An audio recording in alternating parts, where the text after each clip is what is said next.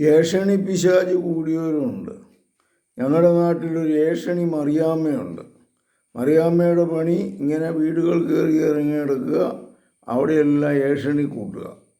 ഇങ്ങനെയൊരു വല്ലാത്ത അവസ്ഥയാണ്. മറ്റുള്ളവർക്ക് വെറുപ്പും വിദ്വേഷത്തിനും ഇത് കാരണമാകും.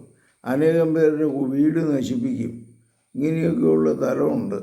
അപ്പോൾ കർത്താവ് ഇങ്ങനെയുള്ള മക്കളെ അങ്ങ് രക്ഷിക്കണമേ എന്ന് നമുക്ക് പ്രാർത്ഥിക്കാം. കർത്താവ് ഏഷണി പിശാചിൽ നീ മക്കളെ രക്ഷിക്കണമേ. ഇവരുടെ ഇതൊരു പൈശാചിക ബന്ധനം പോലെയാണ്. ഇവരുടെ ജീവിതത്തിൽ ഒരു മാറ്റം വരുത്താൻ, ധ്യാനം കൂടാൻ, ബൈബിൾ വായിക്കാൻ, കിട്ടുന്ന സമയം നന്മ ചെയ്യാൻ കർത്താവ് ഈ മക്കളെ അനുഗ്രഹിക്കണമേ.